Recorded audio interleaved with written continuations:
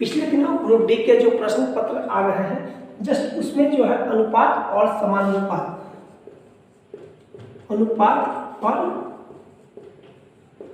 समानुपात से काफी सारे प्रश्न आ रहे हैं और सिंपल से ही प्रश्न आ रहे हैं, लेकिन काफी सारे प्रश्न आ रहे हैं। बच्चे इस तरह के प्रश्न को कई कारणों से छोड़ दे रहे हैं। आज के इस वीडियो में हम आपको अनुपात और समानुपात क्या होता है यह बताने वाले हैं।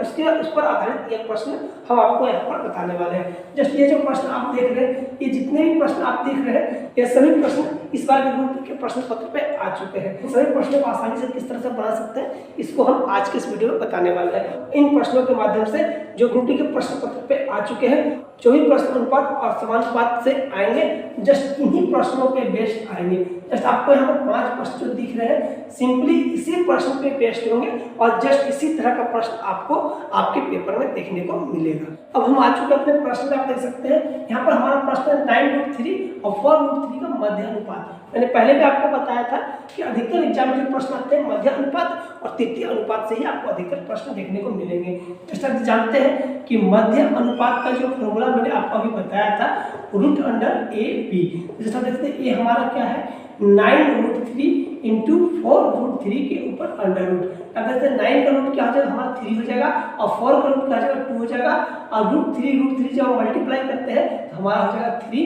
जस्ट आप देख सकते हैं 3 2 6 √3 यह हमारा आंसर हो जाएगा। तो फॉर्मूला पुटअप करना है और आसानी से इस तरह के मैथ को आप बना सकते हैं। तो आ चुके हैं हमारे दूसरे प्रश्न पे। जस्ट आप देख सकते हैं हमारा जो पहली संख्या जो है दूसरी संख्या का अनुपात आपको यहाँ पर दिया गया है और जस्ट ये जो समानुपात है और तीसरी संख्या और चौथी संख्या के अनुपात में दिया गया है। जस्ट इसका सिंपल से मतलब है पहली संख्या दूसरी संख्या का अनुपात जो है तीसरी संख्या और चौथी संख्या के अनुपात के बराबर है। इस तरह के प्रश्न को हम इस तरह सॉल्व करेंगे। तो हम लोग जब क्रॉस मल्टीप्लिकेशन करेंगे तीसरे से गुना करेंगे तो हो जाएगा 9x = 12 × 12।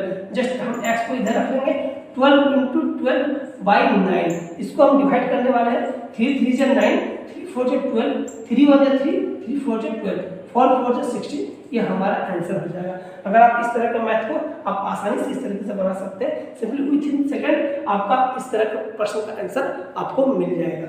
ये दोनों ही प्रश्न जो है ग्रुप डी के प्रश्न पत्र पे आ चुके हैं। जस्ट सिमिलर सा प्रश्न है। इसका मतलब इसका तात्पर्य सीधा सा है कि अगर आप इस तरह के प्रश्न को अच्छी तरह से प्रिपेयर कर लेते हैं इसमें से एक ना एक प्रश्न आपको आपके पेपर में देखने के लिए जरूर मिलने वाला है। जस्ट आप देख सकते हैं इसको हम लोग फिर से करेंगे। पहली संख्या दूसरी संख्या का अनुपात जो है तीसरी संख्या और चौथी संख्या के अनुपात के बराबर है। चलिए इसको हम लोग क्रॉस मल्टीप्लिकेशन करेंगे। 6x = 18 × 39। जस्ट x को इधर रखेंगे हम लोग 18 × 39 डिवाइड बाय 6 6 3 × 18। जब इसको हम लोग मल्टीप्लाई करेंगे 9 3 × 27 का 7 102 3 3 × 9 9 10 11 यह हमारा क्या हो जाएगा आंसर हो जाएगा। अब हमारे पास लास्ट के 2 प्रश्न बचे हुए हैं। जैसे कि आप देख सकते हैं 12 तथा 30 का तृतीय अनुपात निकालना है और 9 एवं 25 का मध्य अनुपात निकालना है।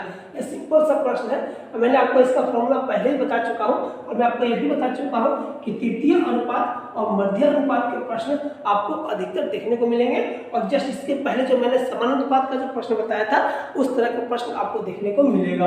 इन तीनों तरह के प्रश्न आपको बेसिकली ग्रुप डी के एग्जाम में देखने को मिलने वाला है। चलिए इस तरह के प्रश्नों को किस तरह से बनाना है मैंने आपको पहले ही बताया था कि तृतीय अनुपात का जो फॉर्मूला है वो आपको याद रखना है। तृतीय अनुपात का फॉर्मूला है b²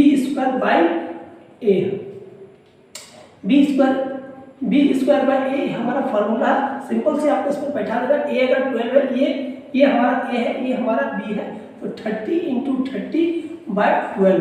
जस्ट हमको इसको डिवाइड कर देना है 6 2 12 और 6 5 30 और 2 1 2 2 15 30। जस्ट आप देख सकते हैं इस तरह से जब इसको मल्टीप्लाई करेंगे 15 5 75 हमारा क्या हो जाएगा आंसर हो जाएगा। अब हम यहाँ पर मध्य अनुपात निकाल के देख लेते हैं। जैसा कि मैंने आपको पहले ही बताया था कि मध्य अनुपात का जो फॉर्मूला होता है √AB होता है। यह हमारा a है, यह हमारा b है।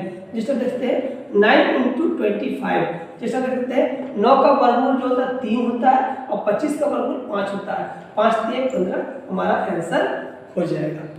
तो इस तरह के तो अगर इस तरह का प्रश्न आपके एग्जाम में आता है, काफी आसान सा प्रश्न है, इसको 2-3 बार अगर आप प्रैक्टिस कर लेते हैं तो आप इसको काफी आसानी से और बहुत ही कम समय में आप बना पाएंगे। मेरा ये क्लास शुरू करने का यही उद्देश्य है कि छोटे छोटे प्रश्न जो ग्रुप डी में आ रहे हैं उसको आप किस तरह से और काफी कम समय पे बना सके।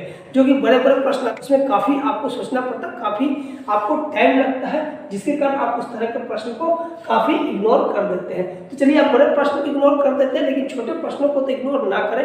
छोटे प्रश्न को आपको किसी भी कीमत पे बनाना है और कम से कम समय पे बनाना है। अगर आप पूरा प्रश्न करने के बाद भी अगर आपके पास समय बचता है, बड़े प्रश्नों को भी सॉल्व करने में अपना समय दे सकेंगे। अगर आप छोटे छोटे प्रश्नों पे ही अगर ज्यादा समय ले लेंगे तो जस्ट आपके बड़े बड़े प्रश्न जो है वो तो आपको बनने से रहे। छोटे प्रश्नों पे आपको ज्यादा मेहनत करना है, जिससे कि वो कम से कम समय पे वो प्रश्न आपके बन जाए और बड़े प्रश्नों के लिए आपके पास समय बचे। इसलिए मिलते हैं कुछ और बेहतरीन प्रश्नों के साथ अगले प्रश्न में। अभी के लिए शुभ रात्रि।